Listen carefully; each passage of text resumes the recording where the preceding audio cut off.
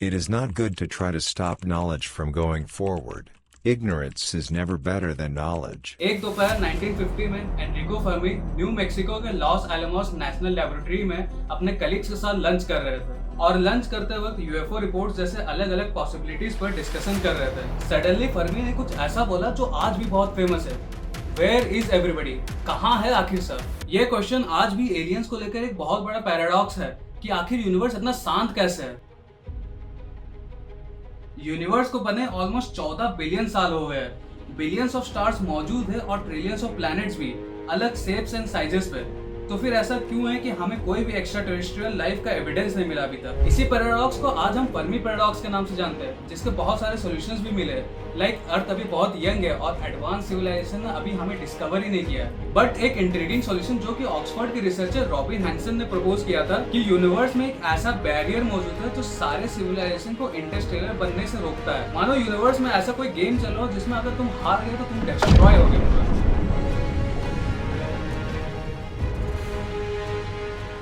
Humanity ने एक ऐसा प्रोब बनाया जो सन के कोरोना को पास कर चुका है, एक ऐसा प्रोब बनाया जो इंटरस्टेलर स्पेस में जा चुका है और इवन ह्यूमंस मून लैंडिंग भी कर चुके हैं। और ये सब ह्यूमैनिटी ने सिर्फ 500 सालों में किया है। अब स्पेसएक्स और नासा जैसे अलग अलग एजेंसी मार्स पर जाने की तैयारी कर रहे हैं और शायद कुछ सालों में सोलर सिस्टम सिविलाइजेशन भी चालू कर ले। तो अगर उसके बाद अर्थ के साथ कुछ गलत होता है जिसका वजह से अर्थ में लाइफ पूरा एक्सटेंट हो जाए, तब भी ह्यूमैनिटी सरवाइव कर जाएगा दूसरे प्लैनेट्स में। सो बेसिकली इसका मतलब इंटरगैलेक्टिक सिविलाइजेशन वर्चुअली इमोर्टल हो सकते हैं और उसको एक्सटेंड करना बहुत ही मुश्किल होगा। और क्योंकि उसे एक्सटेंड करना इतना मुश्किल है और हमारे गैलेक्सी में बहुत सारे ऐसे प्लैनेट्स हैं जो अर्थ से बिलियंस ऑफ ईयर्स पहले बने हैं, तो ऐसे तो इसका हाई चांसेस होना चाहिए कि एक ऐसा सिविलाइजेशन एग्जिस्ट करे जो मिल्की वे को कॉलोनाइज कर रहा हो। बट इन रियलिटी स्पेस पूरा एम्प्टी है। इसका रीजन रॉबिन हैंसन ये बताते हैं कि यूनिवर्स में एक ऐसा वॉल प्रेजेंट है जो कि हर स्पीशीज को डिस्ट्रॉय कर दे रहा है इंटरगैलेक्टिक सिविलाइजेशन बनने से पहले। तो आखिर ये मॉन्स्टरस वॉल है क्या? Welcome to the world of the great filter. आगे बढ़ने से पहले मैं आपको दो चीज बताना चाहूंगा जिससे आप याद रखिएगा। पहला कि लॉ ऑफ नेचर हर जगह सेम है और हर लाइफ फॉर्म को ये लॉ फॉलो करना पड़ता है। बिग बैंग से लेकर फॉर्मेशन ऑफ एटम्स तक सिंपल चीजें हमेशा कॉम्प्लेक्स चीजों में इवॉल्व करेगी। इसका एग्जाम्पल चलो सिविल इंजीनियरिंग से लेते हैं। घर बनाते वक्त सबसे पहले हम लोग को फाउंडेशन ले करना पड़ता है, उसके बाद जाके वो फर्स्ट फ्लोर बनता है और ऐसे ही देखते देखते पूरा बिल्डिंग तैयार हो जाता है। बताओ, जो चीज सिंपल फाउंडेशन से चालू हुआ था वो आगे बढ़ते बढ़ते एक मैग्निफिसेंट बट कॉम्प्लेक्स स्ट्रक्चर में इवॉल्व हो गया। दूसरा पॉइंट ये है कि अगर हम लोग को द ग्रेट फिल्टर को इन्वेस्टिगेट करना है तो हम लोग को एक सीढ़ी बनाना पड़ेगा। इस सीढ़ी में हर एक लाइफ फॉर्म अलग अलग इवोल्यूशनरी ट्रांजिशन से गुजरता है। ये 9 ट्रांजिशन रॉबिन हैंसन द्वारा प्रपोज किए गए थे। चाहे तो आप वीडियो को पॉज करके आराम से स्क्रीनशॉट भी ले सकते हैं। अगर द ग्रेट फिल्टर का हाइपोथेसिस सही है तो ह्यूमैनिटी के लिए 2 सिनेरियो पॉसिबल हो सकता है। पहला कि द ग्रेट फिल्टर हमारे पीछे है और हम उसको आराम से क्रॉस कर चुके हैं। इस सिनेरियो में यूनिवर्स में अकेला ह्यूमैनिटी एग्जिस्ट करेगा और कोई लाइफ फॉर्म एग्जिस्ट नहीं कर रहा होगा। और दूसरा कि द ग्रेट फिल्टर हमारे आगे है और इन फ्यूचर ह्यूमैनिटी को उसे फेस करना ही होगा और शायद इससे ह्यूमैनिटी एक्सटेंड भी हो जाए। हैबिटेबल जोन्स का डिफाइन करने के लिए बहुत सारे फैक्टर्स का ध्यान रखना पड़ता है, बट हैबिटेबल जोन एक ऐसा चीज है जो कि हमारे यूनिवर्स में बहुत ही कॉमनली मिल जाता है और इसके लिए तो शायद स्टार्स का भी होने का जरूरी नहीं है। इवन ब्लैक होल्स में भी हैबिटेबल जोन प्रेजेंट हो सकते हैं और बहुत सारे थ्योरीज के अकॉर्डिंग तो होते भी है जहाँ पे प्लैनेट्स भी एग्जिस्ट करते हैं। इतना ही नहीं, एस्टिमेशन के हिसाब से हमारे खुद के गैलेक्सी में ही अप्रॉक्स 500 बिलियन प्लैनेट्स एग्जिस्ट करते होंगे और ब्रायन कॉक्स के अकॉर्डिंग तो उसमें से 10 बिलियन प्लैनेट्स हैबिटेबल जोन में एग्जिस्ट करते हैं। इसीलिए तो मेरे अकॉर्डिंग इस स्टेप में फिल्टर का होना तो इम्पॉसिबल है। नाउ स्टेप 2 में बढ़ते हैं जहाँ पर लाइफ पनपता है। अब हैबिटेबल जोन का होना और लाइफ का पनपना 2 अलग अलग चीज है, बट फिर मैं आपको 3 एग्जांपल देना चाहूंगा जिससे आपको लगेगा कि यहाँ पर भी फिल्टर मौजूद नहीं होगा। पहला पॉइंट ये है कि जब अर्थ फॉर्म हुआ था 4.5 बिलियन ईयर्स पहले, उस समय कंडीशन थोड़ा अनस्टेबल था, इसलिए उस समय लाइफ नहीं पनप सकता था। बट जैसे ही कंडीशन सही हुआ, अर्थ में लाइफ आ चुका था। और मैं ये आपको इसलिए बता पा रहा हूँ क्योंकि इस चीज का प्रॉपर फॉसिल एविडेंस है जो ये बताता है कि अर्थ में 4.1 बिलियन ईयर्स पहले लाइफ आ चुका था। दूसरा पॉइंट ये है कि अर्थ में ऐसा बहुत बार देखा गया है कि बहुत ही एक्सट्रीम कंडीशंस पे भी लाइफ एग्जिस्ट कर रहा है, चाहे वो एसिडिक लेक हो, न्यूक्लियर रिएक्टर्स हो या फिर इवन वॉल्केनो हो। कुछ बैक्टीरिया लाइक डेनोकोसस रेडियोडुरेंस इतने रेडिएशन लेवल को सर्वाइव कर सकते हैं जो कि ह्यूमन के लिए 1000 टाइम्स डेंजरस है। और तीसरा पॉइंट ये है कि बहुत सारे थ्योरीज के अकॉर्डिंग अर्थ में लाइफ एक बार नहीं आया बल्कि मल्टीपल टाइम स्टार्ट हुआ है। इसका मतलब एबायोजेनेसिस एक रिपीटेबल प्रोसेस है। तो ये तीनों पॉइंट को सुनकर आपको पता लग ही गया होगा कि स्टेप 2 में फिल्टर का होना इम्पॉसिबल है। बट स्टेप 3 बहुत ही इंपॉर्टेंट है अपने हिस्ट्री में। ये हमारे एवोल्यूशनरी हिस्ट्री में शायद एक ही बार हुआ है जहां पर कोई सिंपल सेल कॉम्प्लेक्स सेल में कन्वर्ट हो गया हो। इस ट्रांजिशन को बोलते हैं यूकैरियोजेनेसिस और ये स्टेप अर्थ में आने के लिए ऑलमोस्ट 2 बिलियन साल लगा था। इस स्टेप को एक बार लेमन टर्म्स में भी समझते हैं। हमारे अर्थ में सारे लिविंग बीइंग 2 सेल से बने हैं, प्रोकैरियोट्स और यूकैरियोट्स।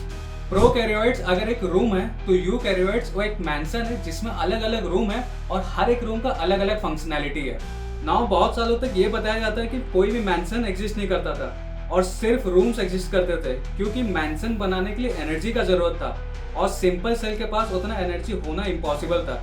बट 2.7 बिलियन ईयर्स पहले कुछ इम्पॉसिबल सा होता है जब एक प्रेडेटर सेल दूसरा सेल को सॉलो कर देता है बट उसको डाइजेस्ट नहीं कर पाता है।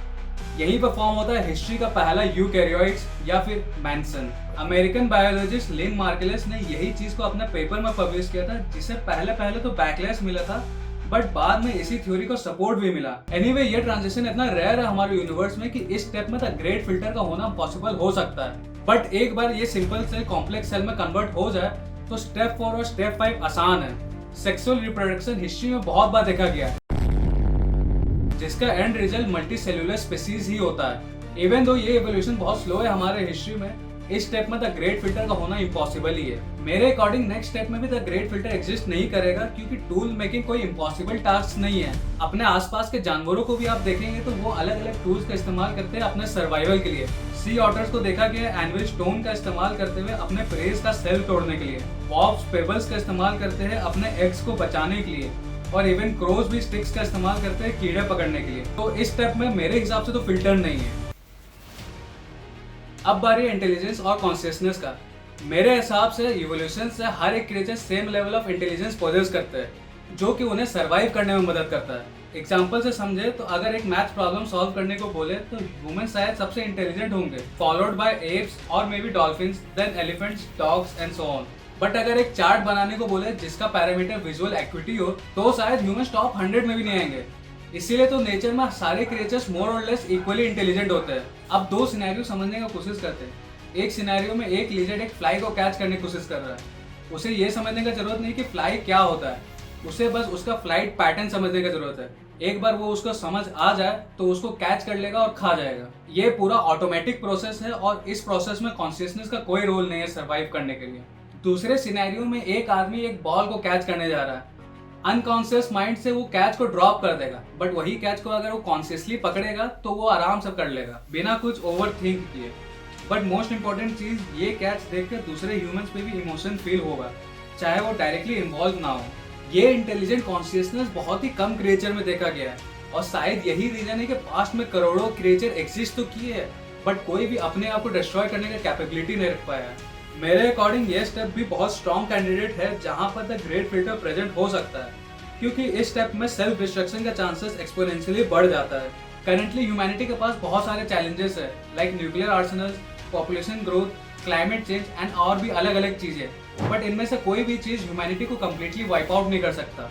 एग्जाम्पल से समझे तो ह्यूमैनिटी के पास करंटली 12,000 से भी ज्यादा न्यूक्लियर वेपन्स प्रेजेंट है। सारे न्यूक्लियर वेपन्स का कंबाइंड डिस्ट्रक्टिव यील्ड 1500 मेगाटन्स है, बट ये ह्यूमैनिटी को कम्प्लीटली वाइप आउट करने के लिए काफी नहीं है। सारे अगर एक साथ एक्सप्लोड भी कर गए तो उसका आफ्टर मैथ से अप्रॉक्स 3 बिलियन पॉपुलेशन कम हो जाएंगे, बट ह्यूमैनिटी फिर भी थ्राइव कर रहा होगा। ऑल्दो इसका मतलब ये नहीं है कि सेल्फ डिस्ट्रक्शन पॉसिबल नहीं है। Antiproton bomb, synthetic bioweapons, strangelet disaster, self replicating nanobots और पता नहीं कितने अलग अलग पॉसिबिलिटीज है सेल्फ डिस्ट्रक्शन के। अनटिल या अनलेस ह्यूमैनिटी स्टेप 9 तक पहुंच जाए, ये सेल्फ डिस्ट्रक्शन से वाइप आउट हो सकता है। और अगर यूनिवर्स मैनहंट नहीं कर रहा है तो स्टेप 9 में तो फिल्टर होना इम्पॉसिबल ही है। एज ऑफ नाउ इस वीडियो से हमारे लिए 2 कंक्लूजन निकलते हैं। पहला कि द ग्रेट फिल्टर हमारे पीछे है और हम उसको क्रॉस कर चुके हैं। एग्जाम्पल से समझे तो अगर आज ह्यूमैनिटी कोई एलियन बैक्टीरिया डिस्कवर करता है किसी प्लेनेट पे, तो ये पॉसिबिलिटी है कि द फिल्टर स्टेप 3 से स्टेप 7 के बीच में होगा और शायद यूनिवर्स में हम first and last civilisation exist कर रहे हैं, which is good and bad news at the same time. But अगर हमें कोई एडवांस सिविलाइजेशन का रूइंस मिलता है किसी प्लेनेट पे, तो ये पॉसिबिलिटी है कि द ग्रेट फिल्टर हमारे आगे है। तो आज नहीं तो कल हमें इसका सामना करना ही पड़ेगा और शायद ह्यूमैनिटी इसका सामना करते हुए एक्सटेंड भी हो जाए।